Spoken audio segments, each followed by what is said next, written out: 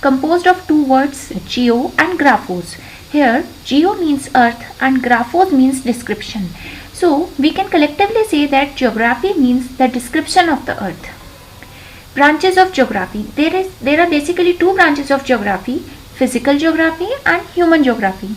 Physical geography, it studies about the physical aspects or physical features of earth such as mountains, hills, lakes, plateaus, plains, rivers, oceans, etc. It deals with the study of processes and patterns in the natural environment.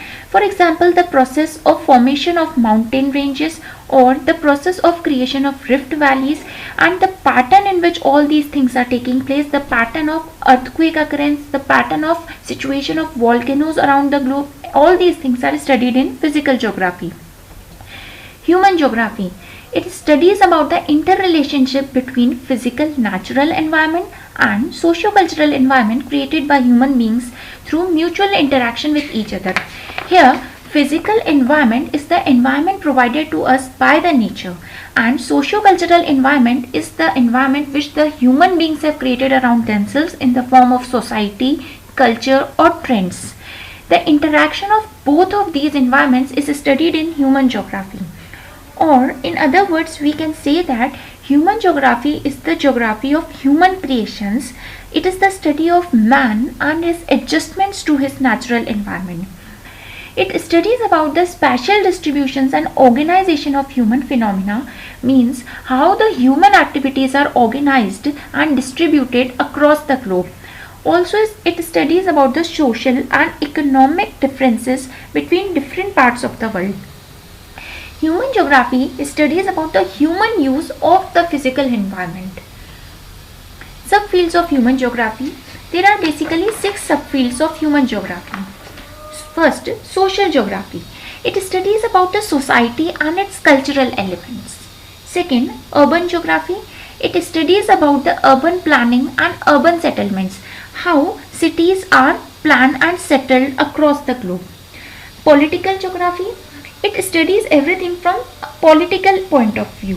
For example, delimitation of constituencies, election scenario, political behavior of population, boundaries between different countries, etc. Population geography studies about demography. Now, what do you mean by demography? Demography is basically the statistical study of population.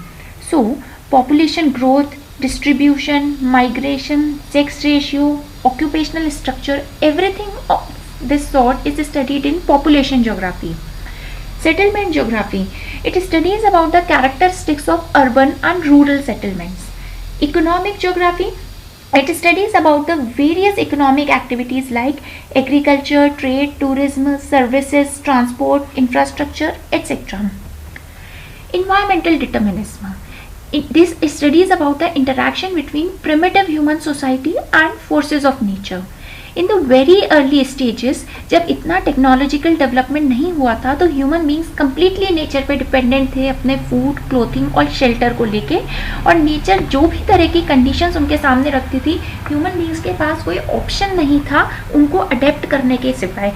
इसलिए human beings को naturalised human भी कहा जाता था. For example, अगर ठंड पड़ रही है तो ह्यूमन बींग्स के पास रूम हीटर्स का या वुलन क्लोथ्स का कोई ऑप्शन नहीं था. इसीलिए यहाँ पे ये देखा जा रहा है कि नेचर या एनवायरनमेंट कम्प्लीटली उनकी लाइफ को इम्पैक्ट कर रहा है, डिटरमाइन कर रहा है. इसलिए इस कंसेप्ट को एनवायरमेंटल डिटर्मिनिज्म कहा गया है. पॉसिबिलिज्म.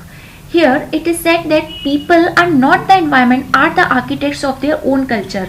अगर people चाहें तो वो पॉसिबिलिटीज़ क्रिएट करके अपनी लाइफ को ऑल्टर कर सकते हैं, अपनी लाइफस्टाइल को चेंज कर सकते हैं और उनकी लाइफ पे इन्वायरमेंट का इम्पैक्ट कम कर सकते हैं. फॉर एग्जाम्पल, अगर सर्दी पड़ रही है तो कुछ लोग ऐसे होते हैं जो लकड़ी जलाकर सर्दी से राहत पाते हैं, कुछ लोग वुलन क्लोथ्स यूज़ करते हैं, तो कुछ लोग रूम हीटर्स का यूज़ करते हैं. सबके पास अलग अलग तरीके हैं, अलग अलग पॉसिबिलिटीज़ हैं सर्दी से बचने के लिए.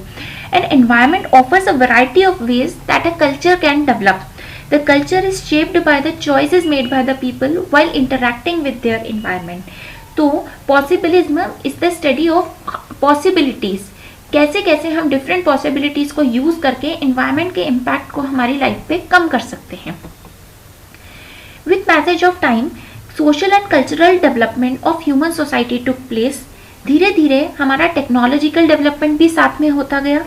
We started understanding environment and forces of nature in a better way, so we developed a better and more efficient technology in order to cope with that.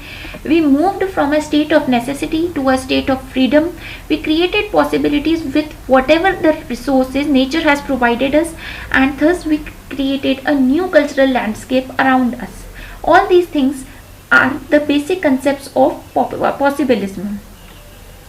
Environmental determinism. Here environment completely determines cultural factors of human society, while in possibilism environment and cultural factors both simultaneously impact each other. Neo-determinism. It is also known as stop and go determinism or middle path. This concept was given by Griffith Taylor. It attempts to bring a balance between environmental determinism and possibilism. हम environment द्वारा दी गई चीज़ों का उपयोग तो करें, लेकिन इतना भी उपयोग ना करें जिससे कि environment ही डैमेज हो जाए। ये कंसेप्ट नियो डिटर्मिनिज्म में स्टडी किया जाता है। Neither is there a situation of absolute necessity nor is there a condition of absolute freedom. Human beings can conquer nature by obeying it, that is by creating possibilities within limits such that environment is not damaged.